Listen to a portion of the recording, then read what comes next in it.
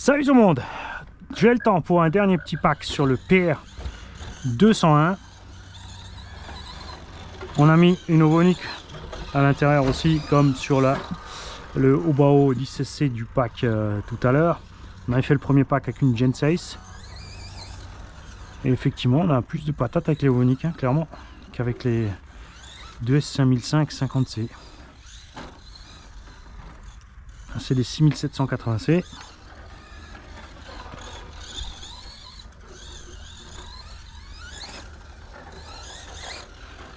Et on a plus dans le sac.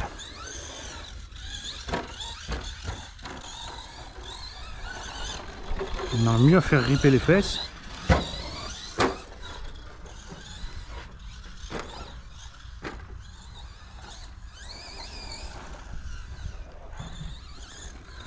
J'ai laissé la batterie complètement en avant aussi. Comme tout à l'heure. Alors, je sais pas si les conditions de circuit changent un petit peu avec le soleil ou pas. J'ai l'impression que ça glisse plus qu'avant.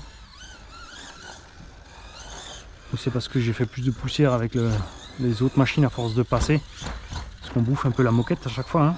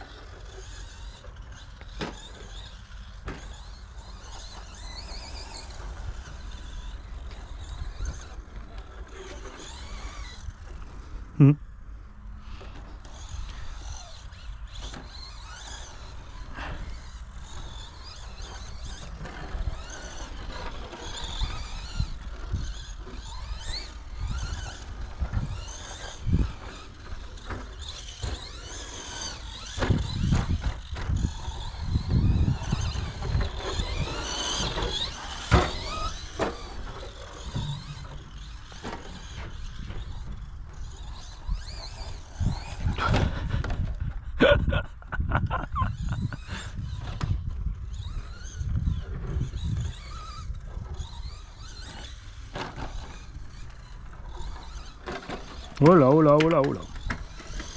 Ah, lui, quand il a accroché, il a accroché. Là.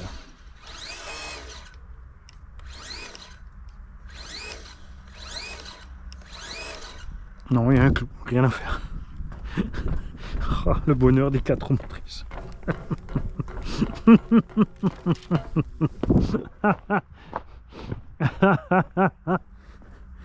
Après on te dit sur le circuit ça casse moins, hein. Ouais, dans la nature ça m'arrive pas dans des clous comme ça au kilomètre sur tu te fais pas 5 clous dans un filet quoi. T'avais qu'à ralentir, je peux pas. Allez, on va les enfoncer au fur et à mesure qu'on passe.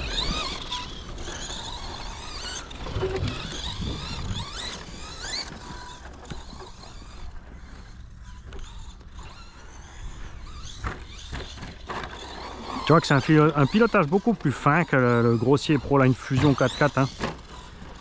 Il est bien, il est précis, hein, mais là-bas tu joues sur la puissance pour tout faire, alors que là... Mani, c'est mort. Ton père va trop vite. C'est 4 pôles ça, t'aurais pas dû mettre 4 pôles, Mani. Alors, qu'est-ce qu'elle me dit, ma chérie? Ah oui. Je voulais la chercher à la gare, elle est partie en voiture au boulot. Qu'elle est en train de se foutre de ma gueule.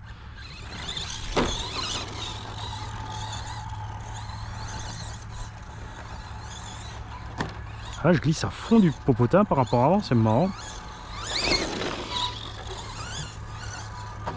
C'est quoi? C'est le surplus de puissance de la batterie. C'est ça ce qu'on te disait avec les 4 pôles. Trop de couple. Je vais te sortir un Vélignon 3502 pôles. Tu vas voir que il va te flinguer aussi une transmise sans problème. Et c'est un 2 pôles et on parle en carré. Wow, wow, wow. Quoi cette histoire? Les mecs, c'est juste la différence. Il y a aussi en suspension, tu vois, on a des W, des CTS et des CST. C'est pas pareil. Et ben les tours et les KV, c'est presque pas pareil non plus. Mais en finalité, on revient même. Les moteurs en KV ont des tours de bobinage. Et les moteurs en tour, et ben, ils ont des KV aussi. Les KV, c'est les tours par volt, hein. Donc un 13 tours 5, il va faire, comme dit, 4-5 000 tours par volt.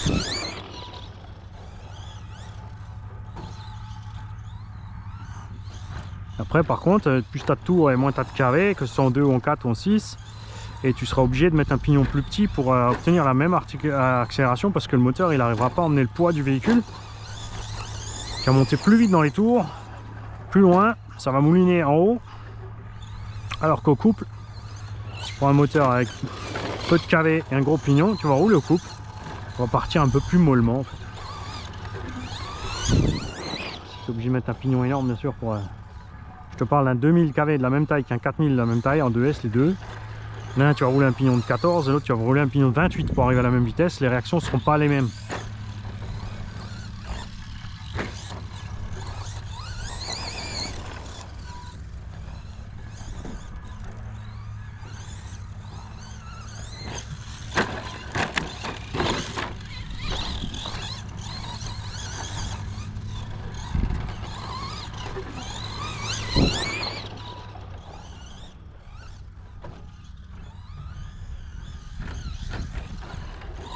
Ah, je pense que je vais faire la jolie carreau de short course pour celui-là. Ou quoi que non. Tu sais quoi, je vais prendre la Elsace Body RC, la renforcer, on va couper les vitres. Et on va faire un truc agressif à souhait, mais pas trop lourd. Mais par contre, pour compenser l'absence d'arceau là-dedans.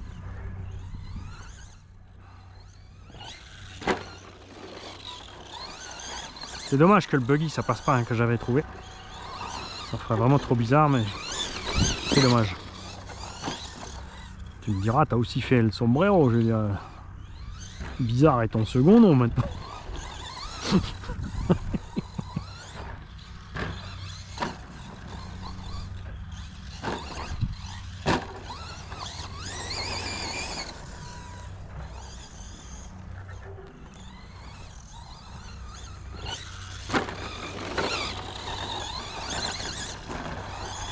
Trop tôt, trop tôt.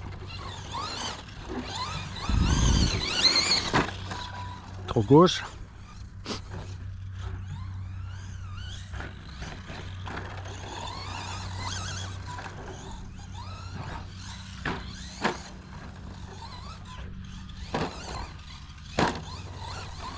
J'avais pas amené les mini machines pour faire tous les essais pour les engins de tombola et montrer un peu ce qu'ils savent. J'aurais pu faire 5 packs sur celui-là, 5 packs sur le Hobao. Du coup, tu améliorerais clairement ta conduite, hein.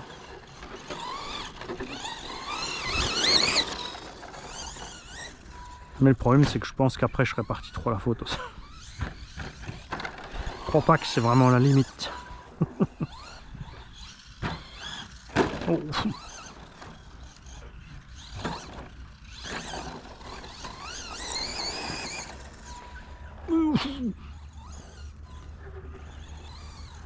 Prochain coup, je vais peut-être mettre l'échappe courte. Je crois que ça va, hein. Comme il glisse bien. Il est bien haut comme ça et dans le TT, ça sera cool aussi.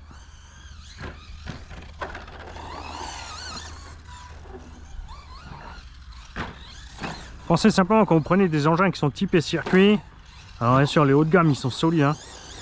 Fait que vraiment c'est conçu sur du moteur 36, 50, 52 par là en taille avec des vraiment 800-900 watts en 2S, des poids relativement restreints pour les besoins de la compète. Donc quand on les utilise en loisir à l'extérieur, mettez pas des gros crampons sur ces engins ou dosez un petit peu avec la puissance. Pour ça je suis super content que Arrma ait sorti la gamme 3S avec le... Enfin, 3S. La gamme à 1/10 avec le moteur devant.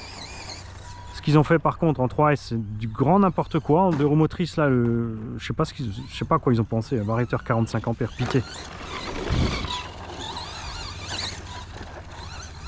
Alors, acheter le charbon, une radio, un combo brushless qui vaut le coup. 3500 à 4300 kV sans problème en 36-60. C'est ce que je vais faire, je pense. Je vais prendre un vortex. Il collait les Exat 12, les paddles, la carreau du buggy, 4250 kV et banzai.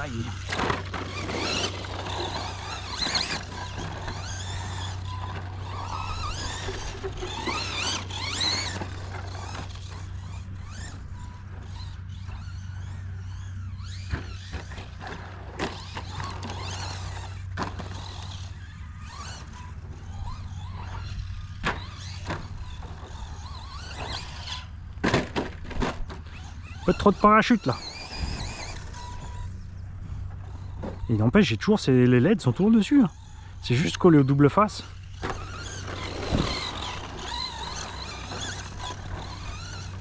J'adore ces LED, faut que je retrouve.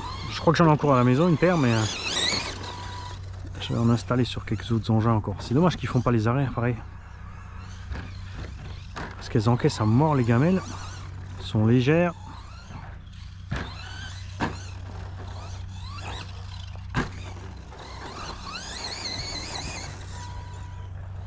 C'est vraiment la lipo en fait qui limitait. Hein. Je crois qu'ils m'en font encore de ces Ovonic là, de S7006 là, 6007. Surtout que j'ai passé aussi là-haut la Serpent Viper aussi en 4S.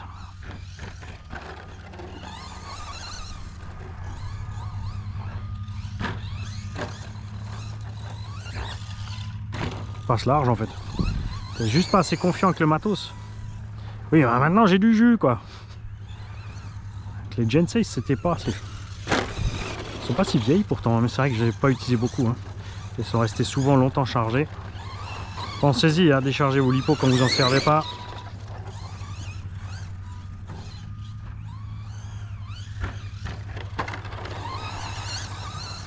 C'est vrai que j'ai l'habitude de rouler beaucoup et de m'en servir beaucoup. J'avais l'habitude. Le résultat, je les laissais toujours charger parce que pour une semaine ou deux, tu t'amuses pas à recharger et décharger. Mais ces derniers temps, je roule moins donc. Oh le Klux! Le Klux m'a atomisé. Là aussi, tu vois, la moitié de la pente de l'autre sens là, ça serait top, non? Oh la vache! Ne vous inquiétez pas, c'est les chaussures de sécu, semelle anti-perforation. Faites pas les clowns avec n'importe quoi.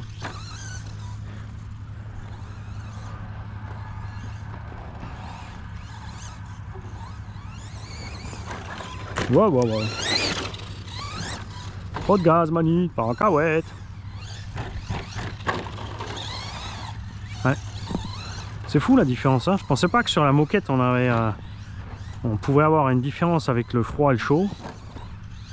C'est sûr que l'humidité, oui, mais là, quand je suis arrivé, j'ai pas l'impression qu'il faisait. Quoique en dessous, c'est de la terre. Hein. C'est vrai que ce matin, la moquette était peut-être hyper humide. Non, du coup, ça glisse plus. Je comprends plus rien. T'as jamais rien compris. Si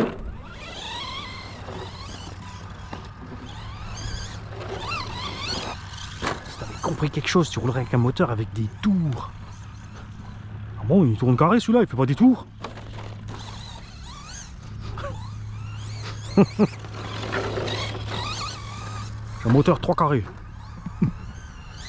Avec bois, 6 tours 5. Et 3200 kV. Enfin 6 tours 5, t'es fou. 3200 kV, ça fait combien en tours? Ça fait, si, ça fait un 13 tours. 13 ou 17? Je sais plus.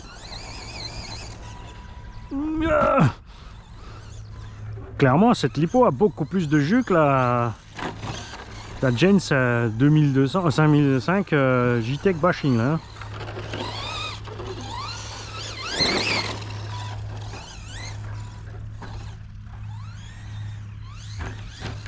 Après, il faut dire aussi peut-être que justement parce que le pignon est relativement gros, le moteur tire fort sur la lipo et la 50C, elle ne peut pas les sortir, alors que là, celle-là, clairement, plus la santé. Hein. Et du coup, ça mériterait des pneus qui accrochent plus maintenant sur celui-là.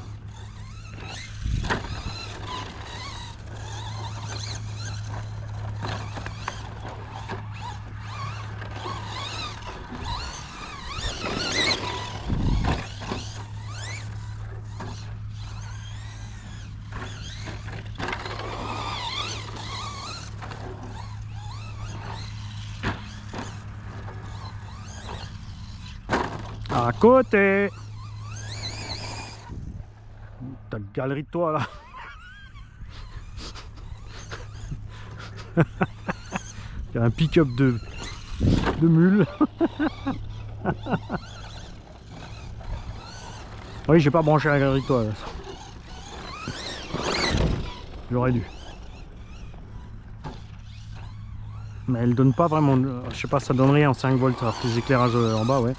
Peut-être je la branche direct sur la lipo pour voir si elle.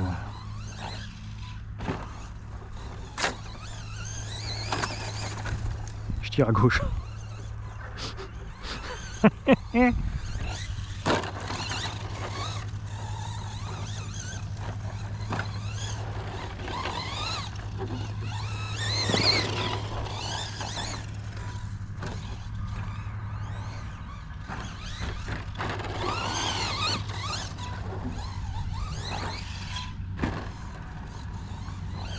Trop court.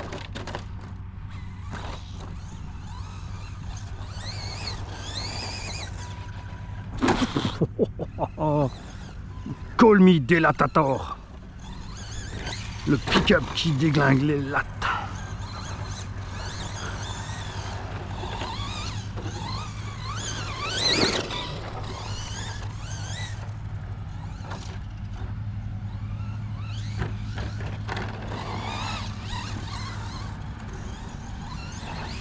À côté. Oh. Oh, ça fait mal. Aïe, aïe, aïe, aïe. Oh, le clous. En même temps, ça fait un moment que tu les provoques, tes clous, hein. Ouh, ça serait pas arrivé sur un slash, ça, ni sur un centon.